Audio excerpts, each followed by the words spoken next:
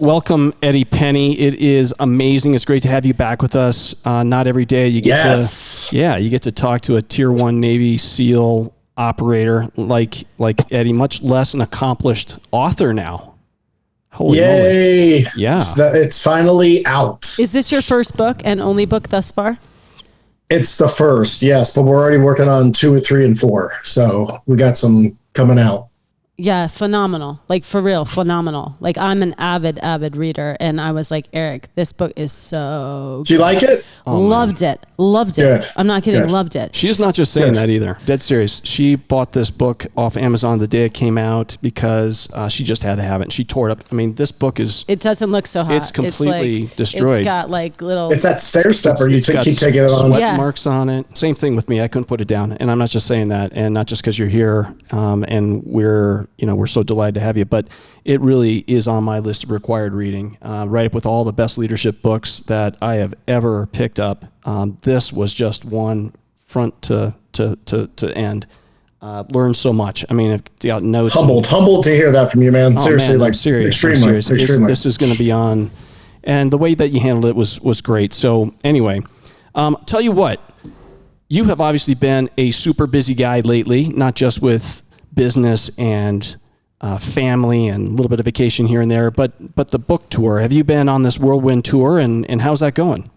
We're not, we have not done anything. We are in the process of talking. We're talking about doing a couple big ones over the next year. We wanted to let the book get out, see what's going on, see what develops, but we're going to do some signings / events. But we have nothing. We didn't do we're just like, hey, let's just chill. Let's see what happens. And then, but we have nothing planned right now. But we're definitely going to. So we want it to get out. Yeah. This is just the pre-build and the tease. Did you finish the audio aspect of this yet, or? Oh yeah, it's like 99% done. Just a couple little small segments, and that'll come out the end of October, beginning of November. So that's that's more of our demographic. It's like guys, right? Yeah. They like to listen, they not don't read. like to read. Yeah. So. You've had the book out for how long now?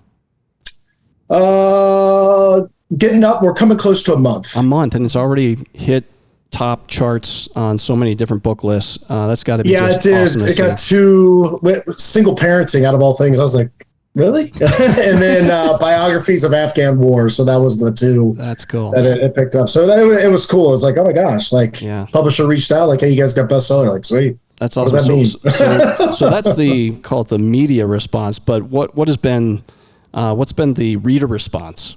You just said that. I just got chills. It has been better than I ever expected. People are just like, hey, this hit home. I mean, fellow operators are reaching out and say, hey, man, you really, thanks for being transparent. Thanks for laying it out there. This hit home. I thought I was the only one. Wow. Parents reached out like, holy crap, I thought I was the only one. I thought I was the only one. Right? Like, we always think that we're on this island, which, I mean, we're all guilty of it. But it was awesome. I'm like, holy crap. Like, the people are, they can go to the website and ask for signed copies, and we give them the option, like, what message. And what they're saying is like, hey, just whatever is laid on your heart, please put that in here. It's like, dude, like, that's so cool. Like, it's cool. Like, God is just like, rah. It's awesome. Yeah, he's using you. You're a lion. It's good. It's fun. Not complaining at all. It's been fulfilling for sure. Like I said, I couldn't put it down. So he has all these notes. So nice. So I'm going, what was your favorite part? I was trying to call his bluff, like he didn't read it. And he's like, no. Right. He's like, page, ba-da-da-da, ba-da-ba-da-da-da. And I'm like, are you kidding me? And he's like, it was phenomenal. Okay, I went to West Point. Awesome. I did okay. All right, I learned how to study. All right. A lot of people are saying that they did it in one day. I'm like, holy crap, how do you even do that? And they're like, I wish it was longer. I was like, crap, should we do like part 2? Yeah, you should. I didn't do it in one day. I probably did it in 6 Stairmaster sessions. Well, let's jump into it. Let's do it. Let's jump into it, because for those who have not read your book, Unafraid, let me get the title officially here. Unafraid, Staring Down Terror as a Navy SEAL and a Single Dad, Eddie Penney and Keith Wood. There it is. So good. Yeah. So good. What is this book about in a nutshell? I mean, if you want to break it down to my life, and I guess the trials, the victories, the good, the bad, the ugly, all of it, from, a little bit of my childhood, how it kind of got me to that point of wanting to be in spec ops or the military, and just work in the military and then getting my kids, the aftermath of trying to navigate single fatherhood with 3 children, and some dark times. And let's just put it out there. Let's be real. And that's what we did. And we just believed and still believe that it's going to touch so many people, help so many people, and serve as a resource, a guide, and just hey, you're not alone. You're not expected to be perfect. It's not going to happen. Yeah. And we all fall short. But the thing is, we fall short, but it's you get back up. Right. And you keep going and you keep going and you learn and you teach others and all that stuff. So it's a lot of stories in my mind thrown into one book. So that's why we're working on other projects. And so one of the things that you just said is you fall short, but you get back up. That was one of the main themes in your career being a sharpshooter and not being an expert, right? The shot you didn't make. So embarrassing. No, but it's how many amazing. Times? Twice? It's that three times. Okay, three times. By 1 point. 3 times. It's that sliding glass door moment, right? Where in that moment, had you have made it, this. And we've all had those moments where this is what I want. This is what I know, right? I'm supposed to do this. And it doesn't work out. But in the end, as we look back, we're okay, I can see now. But in that moment, we're just looking through that toilet paper roll tube and we can't see the bigger picture. And dude, life, right? Not just my life. I think we can all agree that this 100%. Is kind of how it is, right? Well, that's why I want to give this book to my son, especially because he's in these formative years and everything is just a massive event, right? And through years of experience, you're able to discern it's not that big of a deal. It feels like it at this moment, but of course, right. It's like Becky said, this is such a central theme of never quit and mindset and it being the difference between failure and success so many times, right, in your career, and that the challenge is this 90% mental thing, right? And just stop with the talking and just start with the doing, right? Mm-hmm. And don't give up. Right. It seems so simple just to hey, don't give up. Okay. Yeah. But then we all know, but then we got but this happened. My family, this guy, this coworker, my diet, I'm tired. Whatever it is, we can just formulate all these things. Here's the deal. There's no, it doesn't matter. Every single person in this world deals with the same crap in some way, shape, or form. That's right. That's it. So the difference between the successful and the not successful are the ones that actually just go do it. So, and I think that you said the attitude and the things that you can control, right? Of course. Your reactions, especially when you start the habits create the character, right? Where in the military, you got up and at one point you were how do you tackle something that's so monumental? You're hour by hour, day by day. You're only thinking 2 hours ahead, the next task. And sometimes it's minute by minute when it's so bad, right? That's just, we all go through these things and you just got to keep going. That's it. Yeah. It's the only option you have. But then I think as you collect these moments of overcoming, right, they become situational where you're okay, I can, run 10 miles when I'm exhausted and sick with a stress fracture, right? You check that off your list. So next time that happens, you're I've already done it. Okay, my attitude knows I can get through it. Boom, that you go to the next thing. I can make it through 2 days without eating. And you know what? I'm actually optimal. It's intermittent fasting. Check. I can still perform when I'm hungry within reason. I haven't checked that box just yet. It's coming. Eric, I know you have. I don't think I have. Eddie, if you want to do a, I think solidarity, we could try 48 hours of intermittent fasting and see what happens. Yes, you could do. You could do it.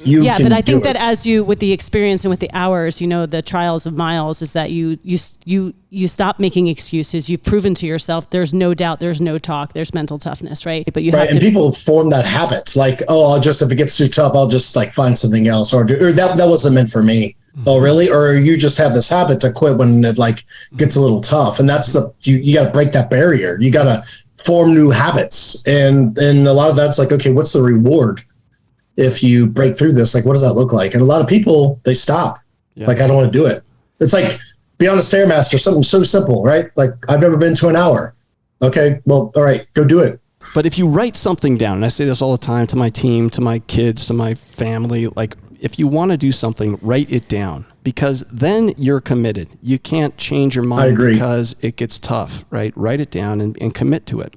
And if the situation changes, okay, but at least you've got a stake in the ground around what does success look like when you write it down. One of the other really big themes that I thought was cool and central was responsibility. And I think, you said something about when something needs to be handled, handle it. Something needs to be handled, handle it. Don't look for somebody else to handle. Just handle it. And then, just do it. Yeah, just do it. And gosh, that's a good slogan. We should look into that one. I think maybe Nike might have something on that one. This is where the Theodore Roosevelt, the man in the arena, comes in. I love that as well. That's a great one. All seriousness, right? There's a question I want to ask you, and it's related to one of the stories that you told. And it was when you had your first mission as a breacher, I think. I think this is it. Anyway, there was a guy that was supposed to set the charge and click, right? It didn't go off, and you were in charge. And yet you had sort of, delegated that, if you will, to get that right. So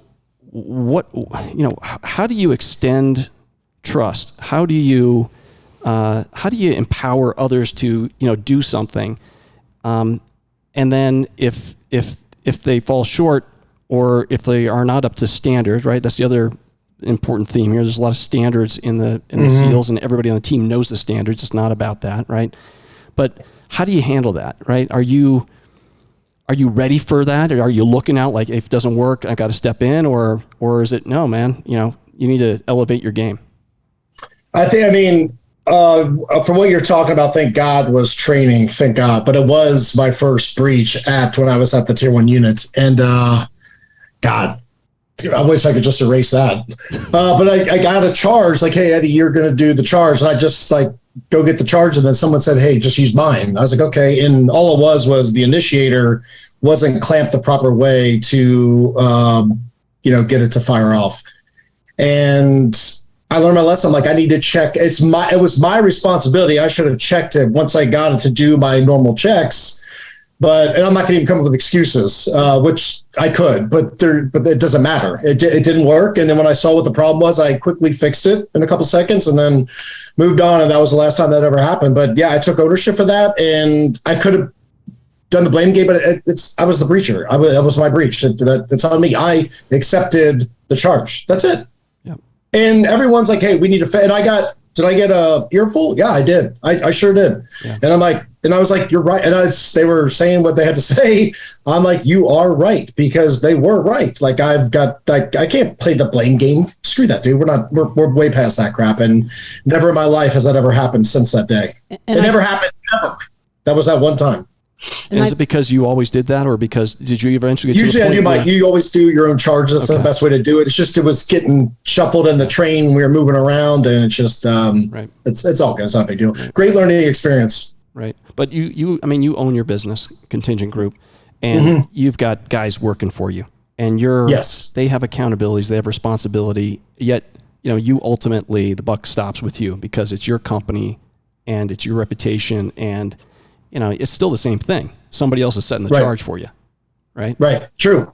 You're absolutely. And there's times where we have to go to the client, like, my apologies. I'm sorry that this happened. How can we make it up? This will never happen again. Yeah. And that's where the checks and balances, double checking, the buddy system, all that stuff. And we just got a guy going out overseas, and I'm like, hey, are you sure you're at the right hotel? Sends me his thing, at this hotel, confirming it with another person, and they were just a simple, so small, took about 10 seconds, but because it's happened. Well, it's not about micromanaging. It is, I think, it's about, I got your back. You got it. Exactly. You got your back. And somebody's got your back, Eddie, right? Your guys, exactly. Absolutely. Hey, and I expect them to hold me accountable. When I'm wrong, they know that, hey, you come to me if something's wrong or I'm jacked up, let's talk about it.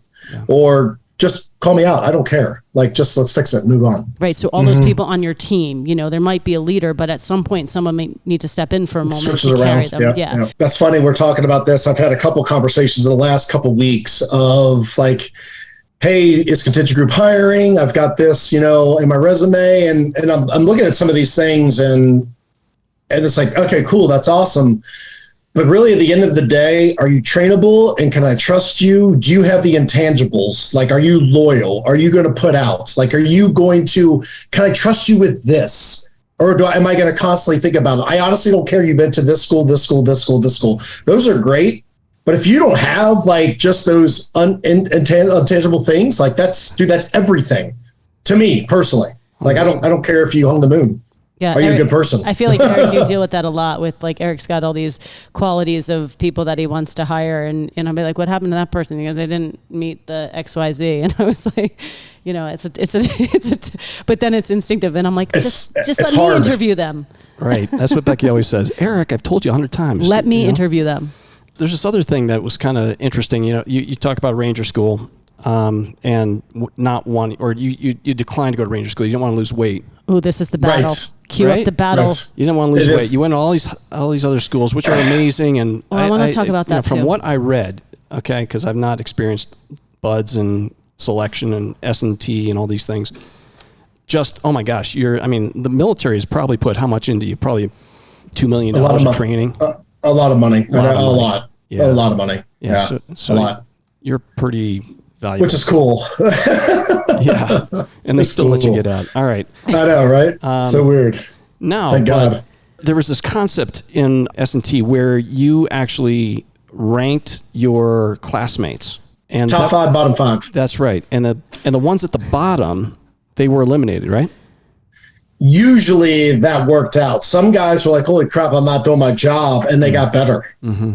And some guys were just turds and they went away. Yeah. So it really, I didn't know anything about that until it actually happened. I was like, holy crap, like this will hold you accountable. That's like right. People, your peers are watching you, the instructors, everyone's watching you. That's right. Like very closely. So you want to do the right thing. I mean, it made people change. It was like, you could see it right there. Like You could tangibly see these people change that were at the bottom and some were at the top and got a little cocky. I had my moments, I know. So yeah, it's crazy. Well, it was a little bit of feedback for those that I guess are at the bottom and maybe didn't realize it. Like, man, I need to pull my weight so I get a second chance. Right. And some weren't cut out for it. They weren't. Right. So, and I think that's powerful. The power of the pack to eliminate those that are weak and not wait for somebody. I think that's a pretty interesting concept for civilian. It's intense. World. It's intense. Pretty intense. It's also intense that for me, I would rather be judged highly by my peers than by my CEO. I care about. You want both. You want both. All right. You want both. I want both. Yeah. Well, at Ranger School, we did something similar at the end. Are you telling me I want both? Yeah, I am. At the end of every phase, we also ranked our fellow squad mates. And there was no reprieve. So if you were the bottom 2, you were gone. That was it. You're gone. You recycled, and you got one shot at a recycle. And you need to, because we had people that during school, and like that's my extent of being a ranger, right? And this is back in the day when actually Ranger School was Ranger School, not today's version of Ranger School. Like, hey, can you do 3 push-ups? But if you were a spotlight ranger, right? When it was your mission and you were in charge of making things happen, if you did a great job, awesome, you got the go. And then once you got your go, if you just slacked off like, all right, I'm going to sleep, or I'm not carrying anything because, hey, I got my go. You're done. You're toast. It will come to roost at the end of the phase, and you will be gone. Yeah, that's cool. Awesome. That's awesome. So it should be. That's right. I completely agree with it. I agree with it. Like how you treat people. I'm sure the people that are treating other people like turds, I'm sure they left too. I mean, all of it matters, especially in that environment. It all matters. Yeah. That segues into one of the stories. Again, I'm not chronologically in order, but spoiler alert. Go ahead. Do it. Is the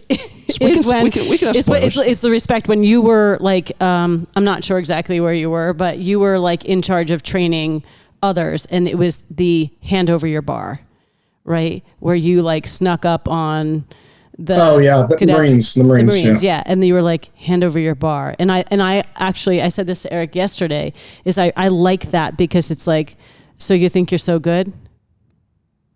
How come I snuck up on you? you know? Right. And I think that as a trainee, it would show that, oh, damn, you just earned my respect. That, like, I wasn't paying attention. I let my guard down and boom. The face of defeat was priceless. It was amazing. And of course, we're dealing with blank rounds. We know these aren't real live ammunition, so you get a little bit more ballsy to do certain things, but it is what it is. They're supposed to pay attention to people sneaking up, and they didn't. So there you go. Yeah. Earning respect. Hand over your bar, Eric. Hand over your bar. That's it, huh? I'm going to sneak under his desk. That's because you were dealing with Marine officers, not Army officers. Yeah, they were definitely more scored away, I think. The Op 4 always had the advantage, right? Always had the advantage. You knew the terrain. I think so. Yeah. That's how you learn, right? That's it. No, what I was told. So talk about Darren. He was a character in your book throughout. What is he today's Karen? Is Darren Karen? No, I wouldn't say that. I wouldn't go that. I just he had something. There's something that he didn't like about me. One, I was bigger. He thought that I should run more, and because I sucked at running, I'll be the first to admit that. I can't stand running. I don't like it. But I'll go to the weight room or go do other things, swim, do stuff, and I'm full bore. But for some reason, he didn't like that. He thought that as a new guy, I should be running, the front of the pack. Well, dude, I'm just not built that way. At 225 pounds, like that's just, and plus I had no passion for this running anymore. So he didn't like that. And then, there's the wind tunnel story where I'm trying to try new things because I've got the flying steady thing down. I'm like, all right, so let's go to the next step. Like, what's next? And he just had a problem. There's always something he had a freaking problem with. Like, and was one platoon ahead of me, and and he didn't make the tier 1 unit. And I wasn't like, I was like, dude, I'm sorry about that. And I was like, not seriously, even a little bit, Eddie. Not even. No, because I know. Well, I can imagine what that feeling felt like to be like, hey, asked to leave. But you could just see when he was doing the same thing over and over again. I think it was 3 times.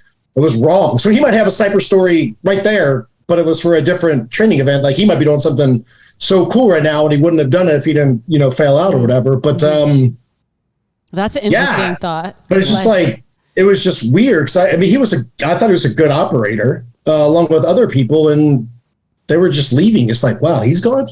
They're gone. It's crazy. That's a story here that I have where you said that one of these guys was really, really funny, and he would sing. At the top of his lungs. Here comes another one. Yeah, but then you're like, day 3 he was out, and you were like, man, I thought he mentally was going to make it. But then it was like you would like cling to him because he was so freaking funny. He would start the jokes, and everyone's chiming in, everyone's laughing. And you don't even feel the cold anymore. Don't feel the waves. You don't care that the instructors are yelling. Because he's just cracking you up, and then like he's going to go ring the bell. We're like, no, like dude, our morale's leaving right now. We're just watching him walk away. Right. And day 3 was gone. It's like, dude, like was he have the physical attribute to potentially? Yes, yes. He was just like, this isn't for me. He's good. Who knows what he was going on in that head of his, but yeah, he was gone.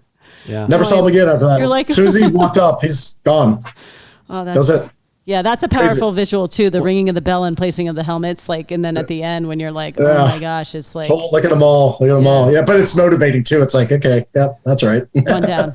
Well, I got to tell you, one time I was doing a exercise down in Virginia Beach, and that's where all a lot of the SEALs hang out. I guess I don't know if all the units are there. 246 and whatnot. I don't know. A lot of them. Okay, so we did like this joint exercise, and we had a couple SEALs that were in the simulation with us, and they were in their Navy, suits and all that with the, the big trident and whatnot. You couldn't miss them. But they were not like Eddie Penney. These were guys like me, little guys. So, because the thing is, it's like I said, it's 80% mental, and you got to have some physical something. Okay. Mm-hmm. But you were talking about guys that would wash out of Buds or S&T and other things because, even though they were the buffest dudes around, and you're like, no way, that guy's a beast. But they can be the strongest a bull. But if they don't have the mental, then they're gone. So it's all mental. Yeah. So anyway, I want to understand, what's the prototypical physique look like for a Navy SEAL? Is it Eddie Penney or is it more like me? You. Thank you. 100%. I'm Is probably this on the where I have top to 5% be like, oh, for Eric, sure. you're hot? No. You're both, I already know that. Only if he It's puts not- on that hat. I would That's not come news. out like a triathlete. I know I'm hot. That's not news. No, but No, there's bigger guys, there's smaller guys, and you need all different body types to do certain jobs. Like you need a smaller guy that's going to scale up a cruise ship really fast because I'm not that guy. That's a good story. I want to talk You know about what I mean? that. That was a great story. So I don't want to spoil it, but there was one story where you talked about taking a cruise ship that was going really fast. And what surprised me is here you are, Navy SEALs, you got the best equipment in the world. You've got the best people in the world, right? And you can have anything you want, right? There is no budget for a tier 1 operator. And so you're going through kind of your gear list, and I'm reading this thing, and then you say, and there it was, and so I was running along the deck with my Chuck Taylors on. I'm like, Chuck Taylors, what the heck? What's going on, man? You know? Heck yeah. Is that That's is that right. a Navy issue? That's our issue. Okay. Yeah. Like that you would wear the all black, black soles, black canvas. Yeah, that's what we wear because they dry out quickly. Okay. So it's not just But the Eddie thing. but don't ever wear them in Africa because they have thorns over there and it will go in your foot. Wow. Yeah. Does Yeah, Congress does know Congress that probably they're the reach shield out. the Navy Need you to SEAls? put a metal plate in there so it doesn't get thorns in my Yeah, feet. I feel like that's an influencer marketing thing. You and your Chuck Right? Taylors, you could be like ranking it in from Converse. Heck yeah, they're awesome on a ship deck. They are amazing. Number one. I mean, there's other things out there, but that was my choice. Wow. For sure. Okay. Any of your peers choose the same? No, 80-90% of them. Oh, If it was summertime, absolutely. Wintertime where we got dry suits on, maybe not. Actually, that's not true. I would get a bigger size so I could fit my dry suit in. Yeah, I would always wear them. Unbelievable. Unless I had to get something insulated so I wouldn't freeze my feet off. That's it. So- But usually that was it. So it wasn't just about being cool. It was actually very functional. They worked really, really well. The looking cool and working well, they just seem to mesh. And it's just one of those things. I can't It's like a explain Run it. DMC opportunity in Yeah, my this Adidas. is like a hot, perfect. fashionable Navy Yeah. SEAL story. Yeah. Yeah, the Chuck Yes. T's, man. I had 5 pair of them. Now I've only got 1 or 2. My wife made me get rid of them. Well, I'm going to buy a pair and have you sign them. So I have a Navy SEAL Edition. Can you wear them I every will. day? Yeah, with a today suit I wore to my the board Adidas meeting? today. You should see me this morning leaving the house. My wife, she said, "You're not leaving like that." And I said, "What?" Yes, I yes, I'm ma'am. unafraid. She's no. I had because I get cold in the office, so I had an Adidas pullover on, and anyway, she's like, "No, you got to change." Okay, so Yeah, Chuck T's, baby. check Chuck that. That's T's. amazing. Killing people was your job.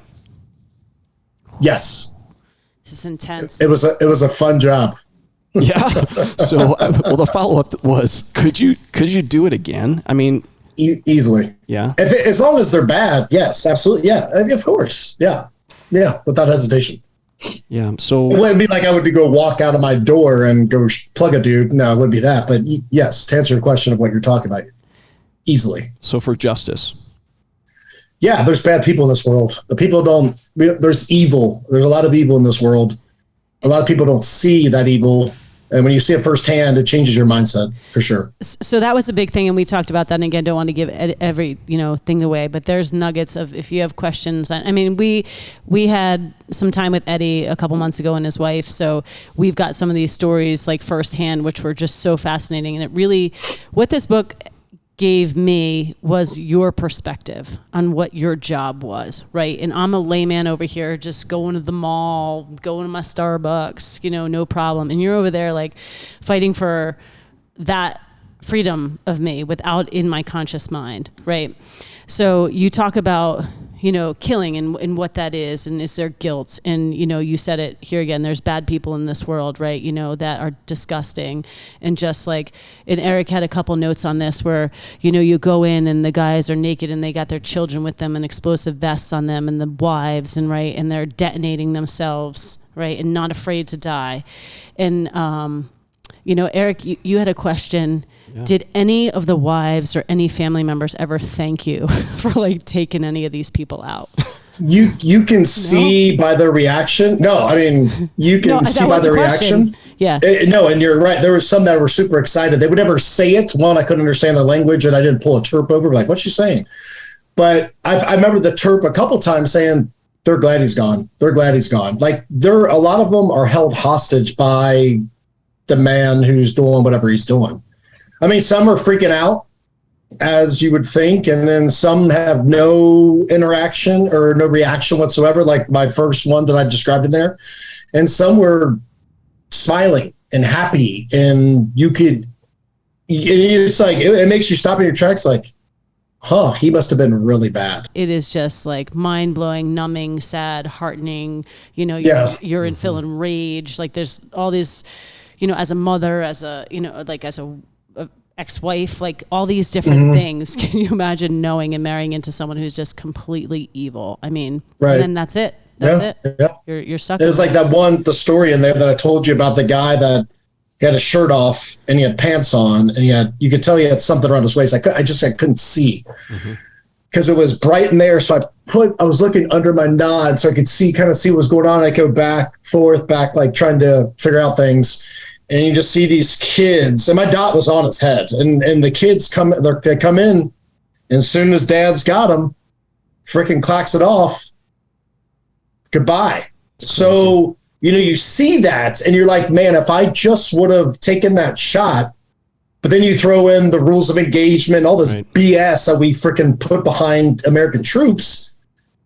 It's like, dude, it eats at you. It's like, man, there could be like 3 kids. I think there was 2 or 3 kids and a couple like women in there. Like they get to be alive, like making a difference, doing something awesome with their lives, having more kids or whatever it is. It's like, dude, like, you said it was worth it, and it was worth it to those people because they got to have a taste of what freedom was all about. I believe that, yes, I do. Now, all of them, probably not, depending on where they were in the country, who they were surrounding themselves with, but I believe that we definitely put a dent or put a gap in terrorism. Not that it's gone, but I think that we definitely crippled it, for sure. Right. It's just one of those things that you must combat forever. Evil will always exist. And if we don't want to believe that, then just look at the history since day one, and there's always evil, always. That's right. Well, okay. One of the things that I think is very symbolic, and you've got your hat on with a cross on it. I've got mine here, and you're a born again Christian and into this new way of life. And that's why I want to ask you the kill question, because it doesn't really have a lot to do with being a Christian or not, right? And it sort of takes me to this idea of what's on the cover of the book. And as I was looking at that cross, it looked to me like it was a Crusader cross. Is that? It is. It is? It is. Okay. So tell me about the symbolism of why that appears in so many places for you. So I'm a man of faith for one, but that is a logo that we used when I was overseas. That was one of them. So okay. It serves dual purpose. And what's funny about that is we asked them, we wanted to put a cross on there, and they came back with that. We never said we wanted that specific. And as soon as they did that, I if I could tell you how many times I've broken down writing and editing and publishing this book, it's like, you'd be like, dude, go put your diapers on. Here's a passy. Yeah. It's been a lot. So like, it was just like, well, my God, this is one of those things like that. That's it right there. Like, we're done. That's what it's supposed to be. That's cool. So that's cool. Yeah, it serves multi-purpose, man. I guess I wore a cross, a lot of deployments, doing a lot of shootings, and I really didn't understand it. You know what I mean? Mm-hmm. I didn't understand it. And now I understand it better. I wouldn't say I understand it fully, but I definitely understand it better. Mm-hmm. So it was a good thing. Good thing. Was this adopted by, the unit because of what it stood for as a Crusader symbol? And is that part of the, connection with the mission? Yeah. We'll keep this vague. Yeah, somewhat. Yeah. Mm-hmm. Yeah, for sure. Well, that's very vague. Thank you. Do you want to? Okay, I guess I'll have to go to Google. Okay, Eddie won't say. Speaking of vague, now again, avid reader, right? Usually self-help, nonfiction type things, but never had I seen this, and I absolutely, hands down, love this. Now, edit this out if I shouldn't be showing this. If it's in the book, we're good. This. The redacting? Redactions. Yeah. Love it. It is. It was done by our government. So that's beautiful. No, but I love that it's just like that. You didn't take It's the sentence out. no You didn't rewrite. take part of No. it. It's just like, and we it's just gone. That's what they required. Like Not that kidding. process took us 8 months. It took us forever. Yeah. With COVID and all the weird. Afghanistan was during that time, so it stopped things. It was. Yeah. I mean, there weren't a It's ton great of- marketing. No, it's great marketing. It's cool. fantastic because you're showing like secret, top secret. I feel like I'm part of it. Can I read into it? Can I use my That's deduction of literature and try to figure out what was in there? I think everyone can if they just do some Googling and kind of put the sentences together. Which But isn't it's too kinda- bad. In your first go, There's not it a was- lot. There's not a lot. There's so not a lot I mean, at that's all. amazing. So you told the stories as they were true to you. Which was Yeah, they were. We put stuff in there like for sure they'll take this out, but we'll try it, and they didn't take it out. We're like, okay, cool, rock on. Like, Yeah. Yeah, I think that's why cool. I was so fascinated by everything. And again, I'm not. You must buy the book. This is a book plug again. It's a good book. It's a good book. Yeah, It really is. It really is. I'm Like looking forward to 2, 3, 4. I've read it 5. probably 7 times now. I keep reading it. When I was reading through it, it reminded me a lot of Lincoln on Leadership, which is it's a little bit of a bore. It's nothing like yours is awesome, but they did a really good job of using Lincoln as a case study for leadership, and then at the end of every chapter there was sort of a synopsis, lessons learned, and you do something similar. Can you talk about why you do that, and is that it seems like that's a theme of your life anyway? It's just this reflection. Yeah. So it's the hot wash, which we kind of talk about what that is. And that is just after any kind of training event or real world operation, we talk about it. We don't talk about like, hey, pat on the back, like awesome job. Like that's definitely emphasized, but more importantly, what did you mess up? Because in this line of work, as Eric, as you know, and Becky, I'm sure you get it as well.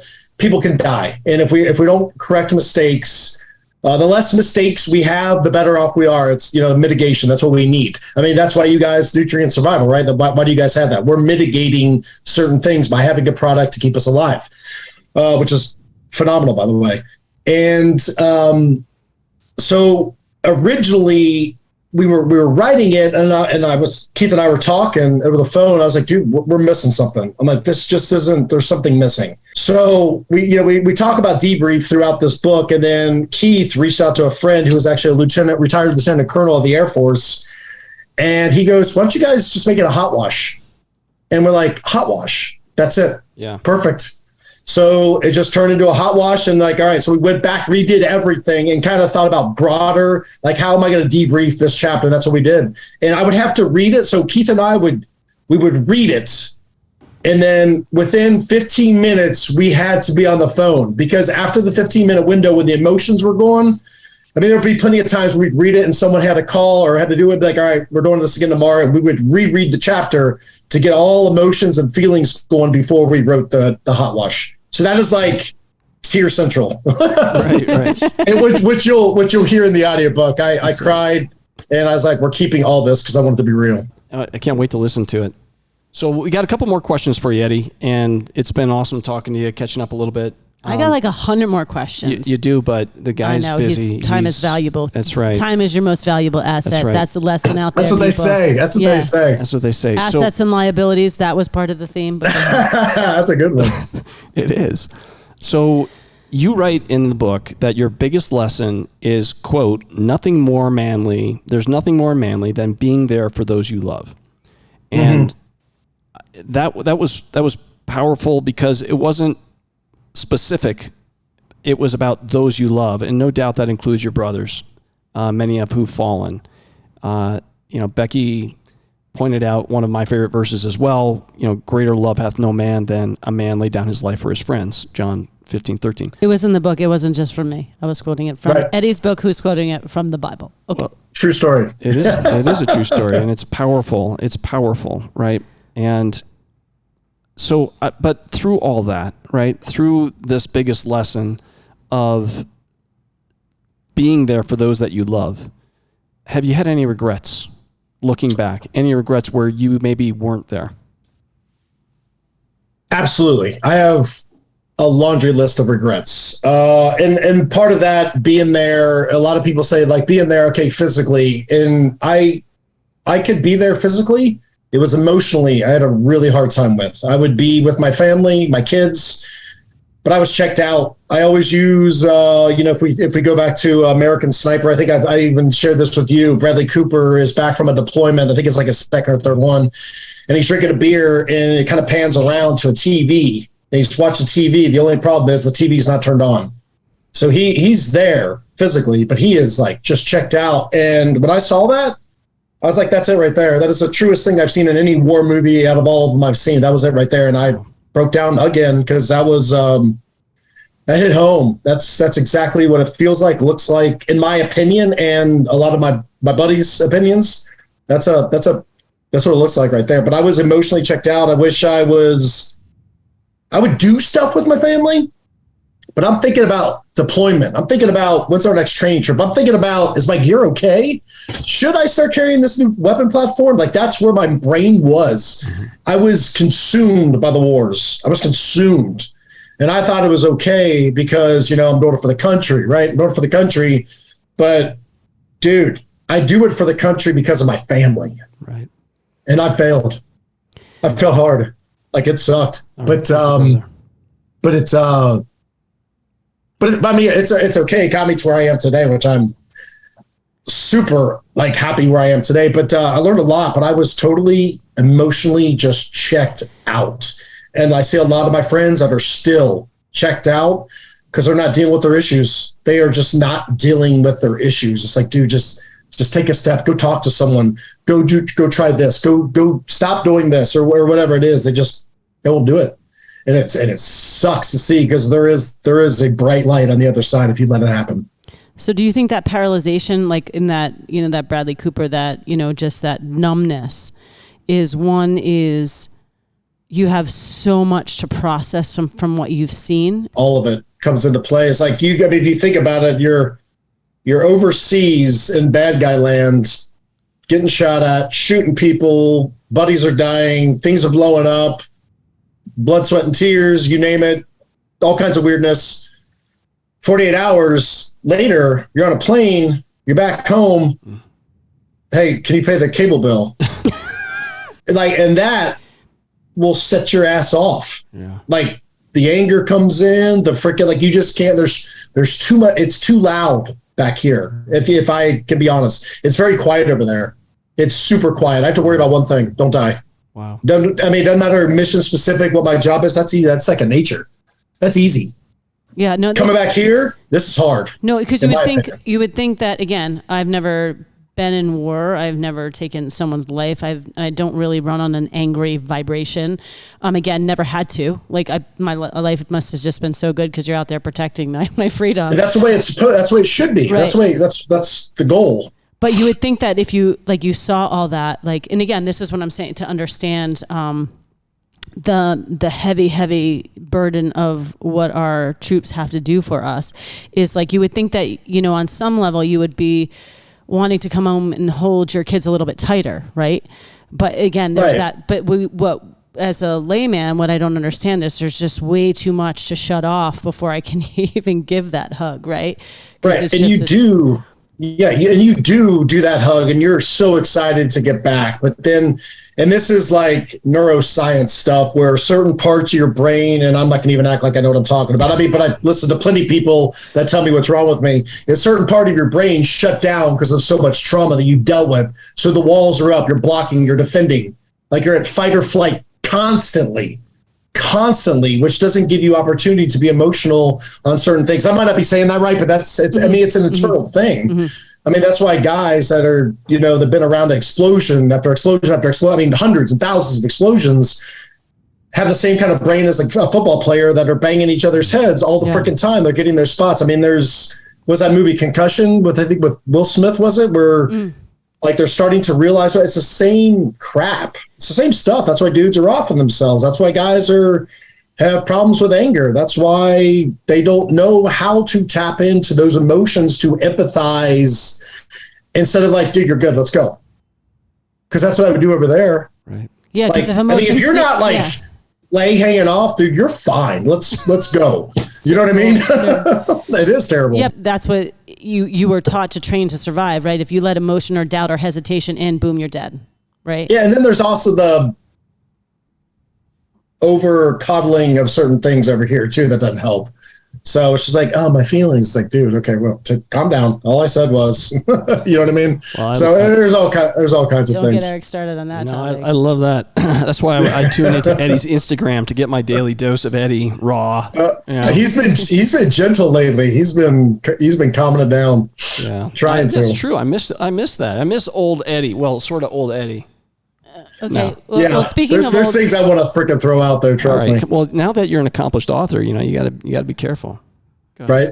And it has nothing to do with that. I don't care what people think. All right. Well, come on, get busy. You know that. I enjoy the entertainment. Speaking of old Eddie, not in age because he's much younger than you, Eric, that we figured out a long time ago. Not much.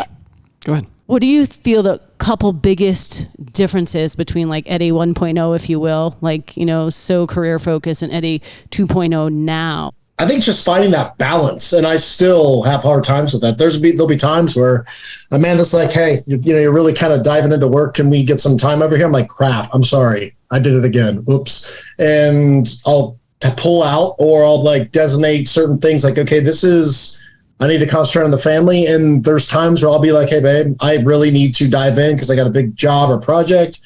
And we just had that communication where before it was what Eddie wanted. I'm just going to do. I don't need to check with anyone else. I'm just going, and that's changed. There's now that line of communication. It's not perfect. I mean, I find myself digging into certain things and not realizing it because that's just who I am. It's just wired in my DNA.